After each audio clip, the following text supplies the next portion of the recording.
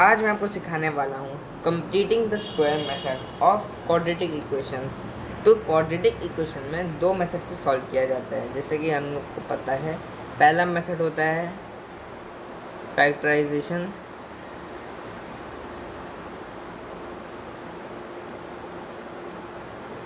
और दूसरा होता है कंप्लीटिंग द स्क्वायर, जिसको हम लोग शॉर्ट में लिखते हैं completing the square, CTS method. तो फैक्टराइजेशन और कंप्लीटिंग द स्क्वायर मेथड, ये दो से सॉल्व होता है बेसिकली क्वाड्रेटिक इक्वेशंस। तो आज हम लोग पढ़ने वाले हैं कंप्लीटिंग द स्क्वायर मेथड। तो एक हम लोग सबसे पहले एक अज्यूम करेंगे एक स्टैंडर्ड क्वाड्रेटिक इक्वेशन। ये मेथड लोग को बहुत बच्चों को लगता है बहुत टफ है, जब कैसे होगा, ऐसे होता नहीं, ऐसे बहुत कॉम्प्लिकेटेड टाइप का होता है, जिसमें क्या ऐड करना होता है, क्या सब्ट्रैक्ट करना होता है, वो सब भी बहुत इंपॉर्टेंट चीज़ें होती हैं। लेकिन मैं आपको एकदम बेसिक तरीके से बताऊंगा, एकदम आपका कॉन्सेप्ट पूरा क्लियर रहेगा। तो कंप्लीटिंग द स्क्वायर मेथड के लिए हम लोग सबसे पहले, आपको पता है ना कि क्वाड्रेटिक फार्मूला क्या होता है। मैं मतलब कि क्वाड्रेटिक फार्मूला होता है x = -b plus minus √b² - 4ac / 2a। ये होता है क्वाड्रेटिक फार्मूला किस इक्वेशन का। ये यही नहीं होता है, ये एक बेसिक स्टैंडर्ड क्वाड्रेटिक फार्मूला है for the standard quadratic equation ax² + bx + c = 0। इसके लिए ये क्वाड्रेटिक फार्मूला है। तो अगर ये फार्मूला आपको नहीं पता तो भी कोई बात नहीं, मैं बहुत ही ज़्यादा खुश हूँ कि आपको ये सब नहीं पता। देखिए, अगर पता है तो बहुत बढ़िया बात है, नहीं पता तो कोई बात नहीं। इस फॉर्मूले को हम कंप्लीटिंग द स्क्वायर से ही डिराइव करते हैं, उससे ही हम लोग इसको प्रूफ करते हैं। तो आइए सबसे पहले इसको प्रूफ किया जाए। प्रूफ करते करते ये फॉर्मूला हम लोग को याद भी हो जाएगा और ज़्यादा टाइम भी नहीं लगेगा। इस फॉर्मूला को रटना वटना सब नहीं, कंप्लीटिंग द स्क्वायर मेथड से अगर हम लोग को ये प्रूफ करना आ गया तो हम लोग का आधा कॉन्सेप्ट क्लियर ऐसे हो जाएगा। तो सबसे पहले एक स्टैंडर्ड क्वाड्रेटिक इक्वेशन लेते हैं। तो स्टैंडर्ड क्वाड्रेटिक इक्वेशन में हम लोग क्या होता है, ax² + bx + c = 0। ये हम लोग का स्टैंडर्ड क्वाड्रेटिक इक्वेशन है, ठीक है।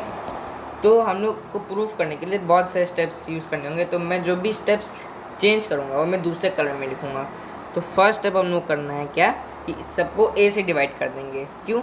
क्योंकि यहाँ पे होता है ना, x का कोएफिशिएंट a है। तो हम लोगों ने पॉलिनोमियल्स में आपने पढ़ा होगा कि कुछ भी होता है तो -b/a हो जाता है सम ऑफ फ्रूट्स, फिर c/a हो जाता है प्रोडक्ट ऑफ फ्रूट्स। तो अगर यहाँ पे a अगर 1 रहेगा, a की वैल्यू 1 रहेगी, तो -b और c होता है। तो बहुत सिंपल हो जाता है, डिनोमिनेटर में नहीं रहता है कोई चीज़, फ्रैक्शन सब हट जाते हैं।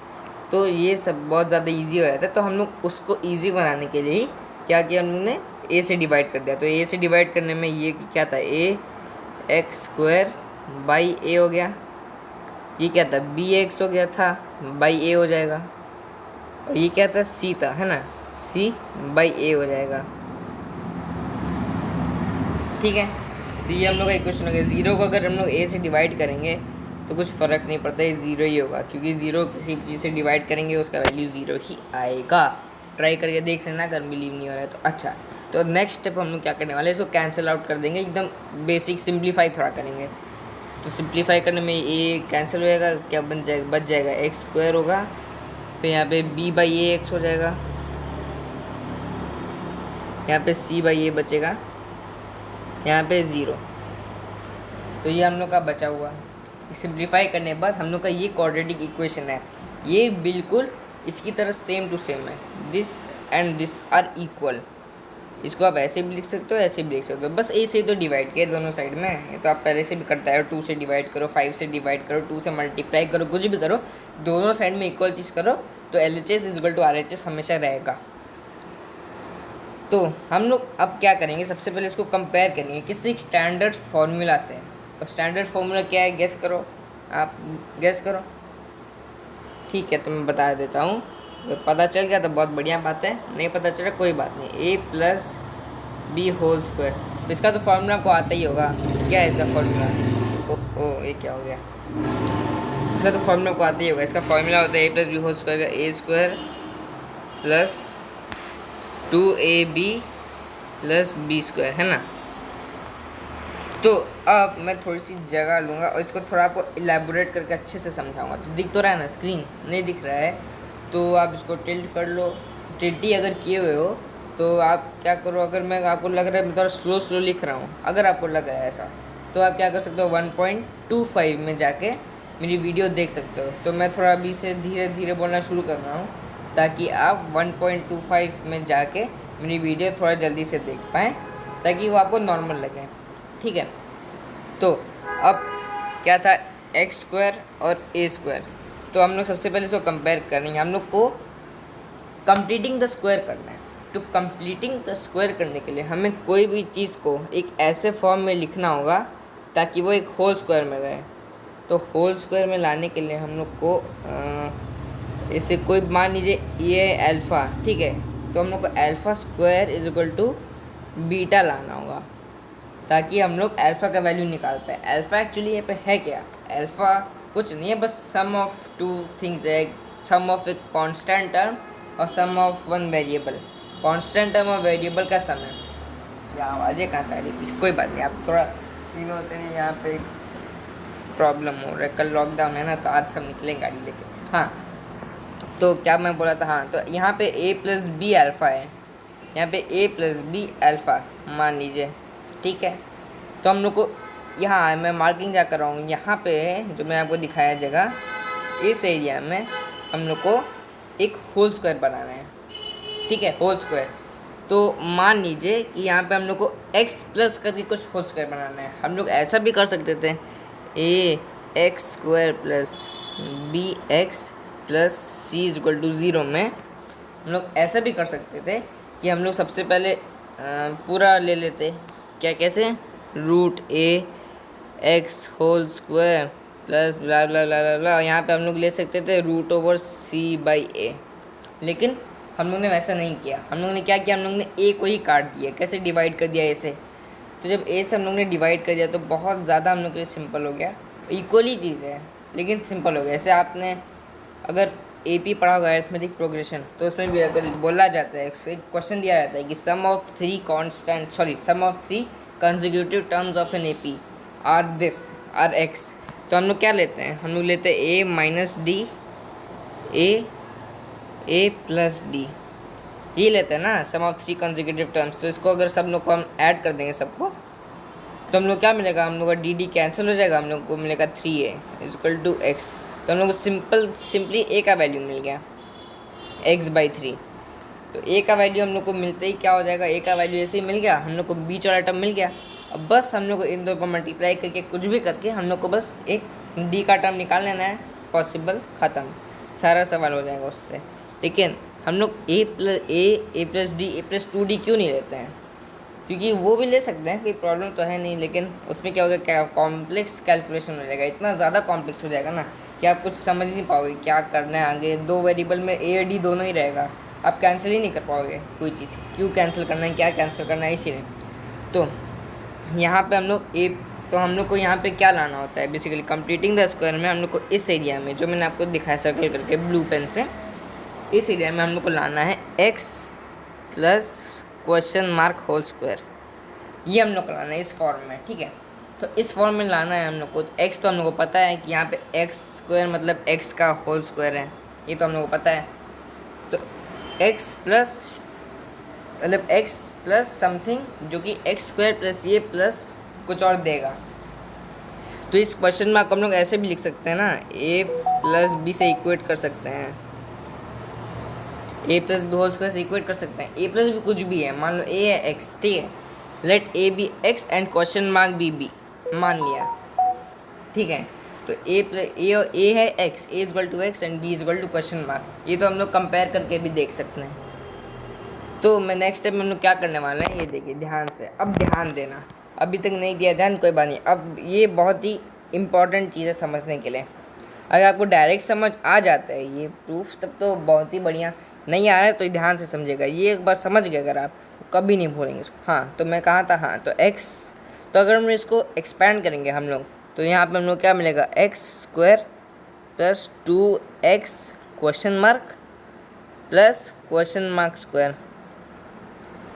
Is equal to a square plus 2ab plus b square.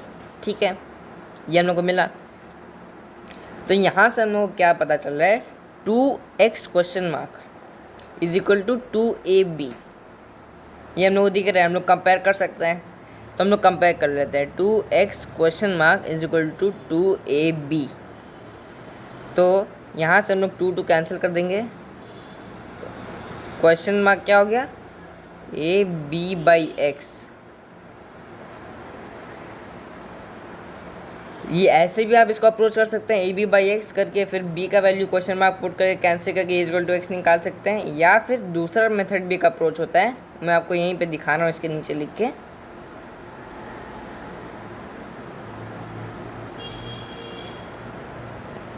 अभी मैं आपको दिखा रहा हूँ दूसरा अप्रोच। हाँ, ये हो गया।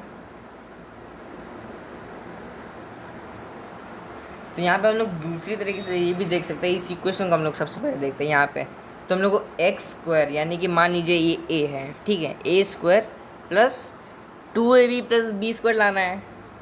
हाँ कि ना, हाँ लाना है। तो हम लोग क्या करना होगा, हम लोग को ये एक्स स्क्वायर पता है, ठीक है। तो और जो 2ab है, इसे आप यहाँ पे ध्यान से देखो, ये एक्स है, ये क्वेश्चन मार्क है, ठीक है। तो यहाँ पे जो ये एक्स है ए, तो हम लोग यहाँ पे एक्स स्क्वायर मिला, ए स्क्वायर है ना। अब यहाँ पे बी है यानी क्वेश्चन मार्क है, तो बी स्क्वायर मिला, उसको हम लोग कंसिडर अभी नहीं करेंगे। हम लोग बी स्क्वायर पे ध्यान नहीं देंगे, हम लोग सिर्फ 2ab पे ध्यान देंगे। तो 2ab में ए भी है, 2 और ए ये दोनों हैं, ठीक है। और यहाँ पे x है यानी कि 2a है, तो यहाँ पे 2x तो रहेगा ही ना। लेकिन आप तो सोचोगे 2 कहाँ गए, यहाँ पे 2 को अभी छोड़ो। अभी हम लोग ऐसे देखते हैं, 2ab is equal to b/ax। इतना पता चल गया, 2ab is equal to b/ax। अब यहाँ से अगर हम लोग ध्यान से देखें तो a और a यहाँ पे इक्वल, मतलब यहाँ पे a मैंने दूसरा टर्म लिया है, यहाँ पे a अलग है। तो आप इसको इक्वल मान रहे हो तो गलत काम है ये। मैं आपको कैसे समझाऊँ, हाँ ये देखो, यहाँ पे अगर आप 2 डालो, ठीक है, और यहाँ पे 2 डाल दो, तो कोई प्रॉब्लम है क्या? ये इंटू है, ये इंटू का साइन है, मैंने डॉट दिया था। यहाँ पे 2 डालो, यहाँ पे 2 डालो, कोई प्रॉब्लम है? 2 तो कैंसिल ही हो जाएगा ऐसे ऐसे करके। तो कैंसिल होने के बाद क्या बचेगा, b/ax। तो हम लोग उसको ऐसे भी देख सकते हैं, अगर ये सब ध्यान में नहीं दें, अगर डायरेक्टली अगर देखना चाहें। मैं तो आपको दूसरे तरीके से समझा रहा था, लेकिन वो मेथड मेरे को लग रहा है ज़्यादा से ज़्यादा कॉम्प्लेक्स है। तो आप इसी मेथड को अगर समझ लो ना, तो बहुत शॉर्ट में आपका हो जाएगा, ठीक है। सारी बुक्स में भी जनरली ऐसे ही दिया रहता है। या फिर तो एक्स स्क्वायर प्लस, हम लोग उसको ऐसे भी लिख सकते हैं, 2 इंटू b/2a इंटू एक्स, ऐसे भी लिख सकते हैं, is equal to minus c/a। चलो c/a को उधर भेज दिया, क्यों? क्योंकि c/a किसी का होल स्क्वायर है ही नहीं। देखो, अगर आपको लेना है तो रूट कहाँ चला गया, हाँ, तो रूट ओवर c/a भी आप ले सकते हो। लेकिन वो बहुत ही ज़्यादा लग रहा है कि बहुत ही क्या है, मतलब c/a क्यों लेना है, c/a को उधर ही भेज देते हैं, ठीक है। तो हम लोग सिंपल काम करेंगे, c/a को उधर भेज देंगे। या फिर हम लोग c/a को b/2a से इक्वेट कर सकते थे, लेकिन वो हम लोग नहीं करेंगे। क्यों? क्योंकि यहाँ पे b/2a है। यहाँ पे ध्यान से समझ लो, ऐसे मान लो alpha plus beta whole square दिया है, ठीक है। तो यहाँ पे हो गया alpha square plus beta square plus 2 alpha beta, है ना, ये हो गया। तो जो बीच वाला जो टर्म है 2 अल्फ़ा बीटा, यहाँ पे 2 तो आ रहा है, ठीक है, अल्फ़ा बीटा दोनों आ रहा है अल्फ़ा और बीटा दोनों आ रहा है। और इस अल्फ़ा का अलग से यहाँ पे स्क्वायर हो रहा है, और इस बीटा का अलग से यहाँ पे स्क्वायर हो रहा है। ये आपको दिख रहा है ना। यहाँ पे भी आप सेम चीज़ नोटिस करो, इस एरिया में सेम चीज़ आप देखो, 2 तो है, ठीक है, यहाँ पे x का होल स्क्वायर हो रहा है। अब अगर आप यहाँ से कंपेयर करेंगे इसको, इस पार्ट से अगर आपको कंपेयर करना है यहाँ पे, तो आप क्या देखोगे, x का होल स्क्वायर हो रहा है, 2 भी है, तो b/2a का भी तो होल स्क्वायर होगा ना, b/2a का भी तो होल स्क्वायर होगा, तभी ना ये x plus b/2a whole square बनेगा, क्योंकि यहाँ पे alpha plus beta whole square हो रहा है। अरे 2 के बाद जो मल्टीप्लाई हो रहा है उसके बीच में प्लस डाल देंगे छोटा सा, उसी का तो होल स्क्वायर होता है एक्चुअली। तो यहाँ पे भी अगर इसके बीच में प्लस डाल दें, इसे मैं इसको अभी मिटा दे रहा हूँ, कहाँ गया, हाँ, तो हम लोग जैसे अगर b/2a x, यहाँ पे अगर हम लोग प्लस डाल दें, कहाँ गया प्लस, प्लस डाल दें प्लस, तो इसका तो होल स्क्वायर हो जाएगा ना रिजल्टेंट। यहाँ पे भी आप देख लो वही चीज़ हो रही है। तो नीचे अगर उसको फेयर से लिखें तो हो जाएगा x plus b/2a whole square. लेकिन ये कब होगा, ये कब होगा, जब यहाँ पे इसका होल स्क्वायर ऑलरेडी रहेगा। तो हम लोग इस इक्वेशन में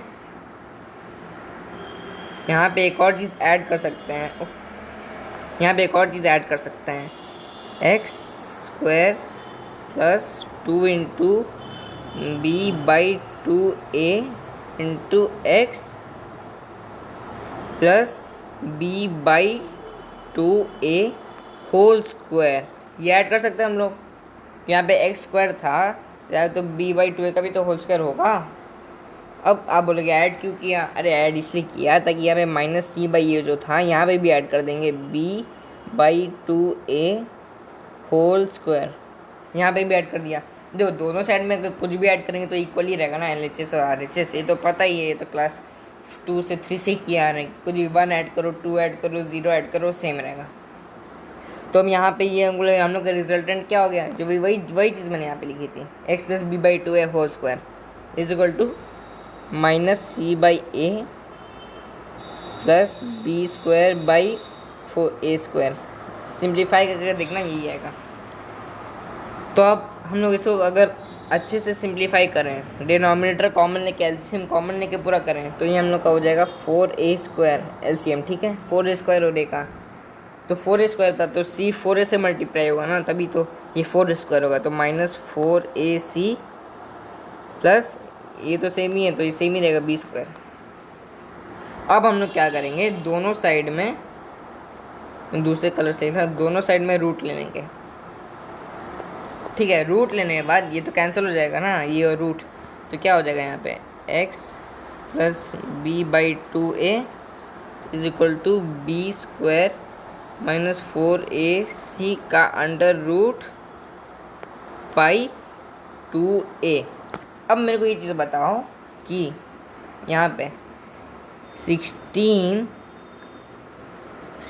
का अगर हम लोग अंडर रूट लेंगे तो इसका वैल्यू क्या होगा, सिर्फ +4 होगा, नहीं, इसका होगा +4, -4, 2 वैल्यू आएगा ना। अरे देखो +4 को अगर होल स्क्वायर करोगे तो भी 16 आ रहा है, हाँ, और -4 का भी अगर होल स्क्वायर करोगे तो माइनस तो प्लस हो गया 16 ही आएगा ना। तो प्लस माइनस को लिखते हैं हम लोग +-4, इसका आंसर लिखेंगे, ठीक है। तो वैसे हम लोग यहाँ पे लिखेंगे प्लस माइनस, ये सबसे ज़्यादा इंपॉर्टेंट चीज़ है, इसलिए मैं दूसरे कलर से लिखूँगा प्लस माइनस।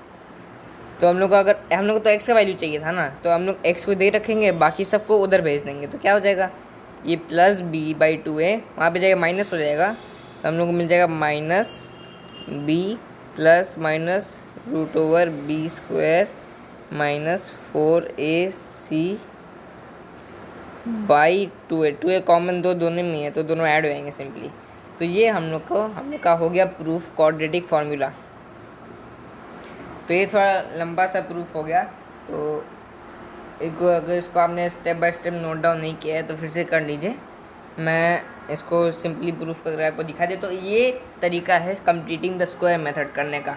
अगर आपको ये प्रूफ बाय हार्ट याद हो गए हैं तो आपको सम बनाने में उतनी डिफ़िकल्टी नहीं होगी। लेकिन हाँ, कुछ सम्स होते हैं कॉम्प्लेक्स टाइप के, दिखने में कॉम्प्लेक्स होते हैं, लेकिन अगर आप उसको ब्लाइंडली सॉल्व करते रहोगे ना तो आपका आंसर जो भी आएगा पक्का सही होगा। अगर आप हर एक कैलकुलेशन बस सही कर रहे हो, आपका एडिशन, सब्ट्रैक्शन, डिवीजन और मल्टीप्लिकेशन ये चारों अगर एकदम करेक्ट हैं तो आपका सम भी बिल्कुल करेक्ट होगा। तो नेक्स्ट लेक्चर में मैं आपको सम्स की प्रैक्टिस कराऊंगा, कंप्लीटिंग द स्क्वायर कैसे करते हैं। अगर आपको ये वीडियो देख के समझ आ गया है कि कैसे इसको प्रूफ करते हैं तो तुरंत जाइए अगली वीडियो में। मैंने बहुत अच्छे अच्छे सम्स कराए हैं उस वीडियो में, और उसके अगली वीडियो में मैंने कराए होंगे। तो ये सारे सम जो हैं प्रैक्टिस करने से आपका पूरा कॉन्सेप्ट क्लियर हो जाएगा। किसके बारे में? हाँ, CTS के बारे में। इसको CTS बोलना, कंप्लीटेड द स्क्वायर बोलने में बहुत टाइम खर्च होता है। ठीक है, तब तक के लिए चैनल को अगर सब्सक्राइब नहीं किया तो कर लीजिए। वीडियो को जितना चाहें शेयर करना है कर लीजिए, ताकि सब लोग को ये पता चल सके, सब जिन बच्चों को ये टफ लगता है उन तक ये पहुंच सके। और तब तक के लिए